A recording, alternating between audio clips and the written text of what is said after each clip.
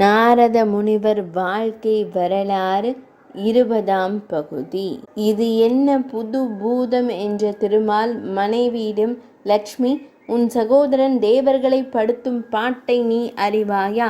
இப்படிப்பட்ட சகோதரனுக்காக எப்படி பரிந்து பேச முடிகிறது என்றார் திருமால். அன்பரே, நல்லவனோ கெட்டவனோ இரத்த சொந்தம் என வந்துவிட்டால் அவர்கள் தவறு செய்தாலும் கண்ணுக்கு தெரிவதில்லை.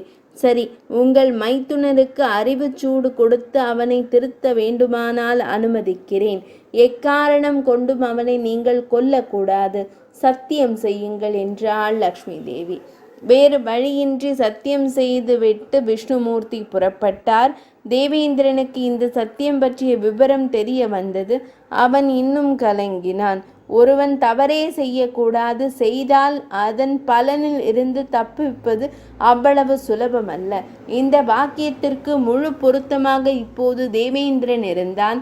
இதனிடையே ஜலந்தராசுரன் தன்னை உருவாக்கிய சிவபெருமானை சந்திக்க சென்றான். அவனை படைத்தவர் என்ற முறையில் சிவன் அவனுக்கு தந்தை முறை வேண்டும், பார்வதி தேவியார் அன்னை முறை வேண்டும். இவன் கைலாயம் செல்லும் வழியில் அழகே உருவாக ஒரு பெண் அமர்ந்திருந்தாள். தோழி பெண்கள் அவளுடன் விளையாடி கொண்டிருந்தனர். கழுத்தில் ஏராளமான ஆபரணங்களுடன் திருமாங்கல்யமும் பளிச்சென காட்சியளித்தது. திருமணமானவள் என்று தெரிந்தும் அவளது அழகை அவன் ரசித்தான். அவள் யாரென்று அங்கு நின்ற பூத கணங்களிடம் விசாரித்தான். பரமசிவன் மனைவி பார்வதி என்று அவர்கள் கூறினார்கள். ஆனாலும் தாய் ஸ்தானத்து பெண்மணியை அவன் காம பார்வை பார்த்தான். அவளை தன் இடத்திற்கு கடத்தி செல்ல திட்டமிட்டான். ஒரு மறைவிடத்திற்கு சென்று சிவனை போல தன் உருவை மாற்றிக்கொண்டான். இதை அறியாத நந்தி தேவரும் பார்வதி தேவியும் அவனை சிவனென நினைத்து வழிபட்டனர். இங்கே இப்படி இருக்க விஷ்ணுமூர்த்தி ஜலந்தராசுரனின் அரண்மனைக்கு சென்றார். அவர் மாயன் அல்லவா? தன் உருவத்தை ஜலந்தராசுரன் போலவே மாற்றிக்கொண்டார்.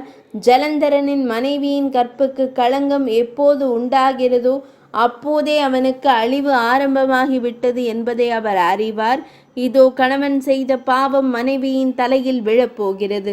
நீங்கள் செய்த பாவம் திரௌபதியின் மீது விழுந்தது போல என்ற நாரத மாமுனிவர் அவர்களை உற்று நோக்கினார். பாண்டவர்களும் குந்தி தேவியும் கண்ணீர் வழிய ஜலந்தராசுரனின் மனைவி பிருந்தாவுக்கு மாய கண்ணனால் ஏற்பட போகும் அபத்தம் பற்றி கேட்க ஆவலாயினர். பாண்டவ செல்வங்களே, தன் கணவனின் ரூபத்தில் வந்த பகவானை பிருந்தை தன் கணவனின் நினைத்து வரவேற்றாள். அவரை ஆசனத்தில் அமர வைத்து பாதத்தை அலம்பினாள். கணவனுக்குரிய பாத பூஜையை பகவானுக்கு செய்தாள். யார் ஒருத்தி கணவனை தவிர பிறன் ஒருவனை கணவனாக மனதில் கடுகளவு எண்ணி விடுகிறாளோ அப்போதே அவள் கற்பிழந்து போகிறாள். பிருந்தையும் இம்மட்டில் தன்னை அறியாமலே கற்பிழந்தாள். திருமால் அவள் முன் பாம்பனையில் சயனித்த நிலையில் காட்சி தந்தார். பிருந்தா, நீ என் பக்தை. உன் பக்திக்கு வசப்பட்டு இங்கு வந்தேன். ஆனால் உன் கணவனின் வடிவத்தில் வந்த எனக்கு நீ பாத பூஜை செய்ததால் கற்புக்கு பங்கம் ஏற்பட்டது. இதனால் உன் கணவன் அழிவான். காரணம், அவன் எந்த ஈசனால் படைக்கப்பட்டானோ அவரது மனைவியையே கடத்த நினைத்து அங்கே சிவ வேடத்தில் காத்திருக்கிறான். சிவபெருமானுக்கு இது தெரிந்துவிட்டது. இப்போது அங்கே சிவனுக்கும் அவனுக்கும் போர் நடந்து கொண்டிருக்கிறது என்றார். பிருந்தா இதை ஏற்க மறுத்தாள். நாராயணமூர்த்தியே, இது கொஞ்சம் கூட முறையல்ல. என் கணவர் செய்த தவறுக்காக என் கற்புக்கு சோதனை வைத்தது எவ்வகையிலும் முறையாகாது.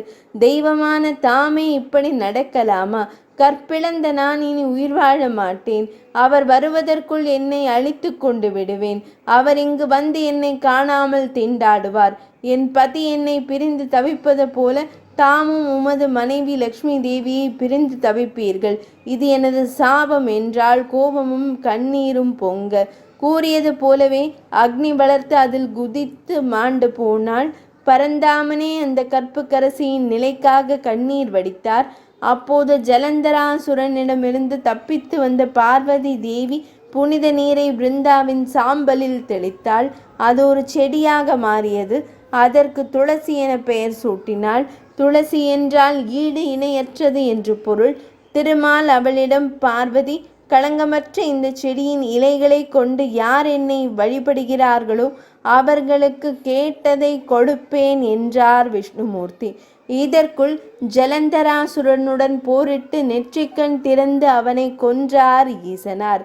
எங்கிருந்து வந்தானோ அங்கேயே அடைக்கலமானான் ஜலந்தரன்.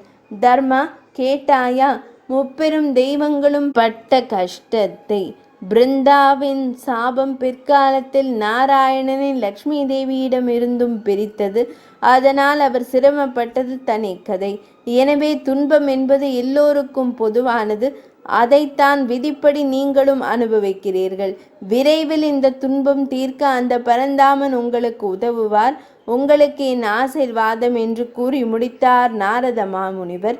இந்த கதை கேட்டு ஆறுதல் அடைந்த பாண்டவர்களிடம் விடை பெற்று வான்வெளியில் சஞ்சரித்த போது அஷ்டவசுக்கள் எனப்படும் திசை காவலர்கள் 8 பேர் கையை பிசைந்து கொண்டு நின்றதை கவனித்தார் நாரதர்.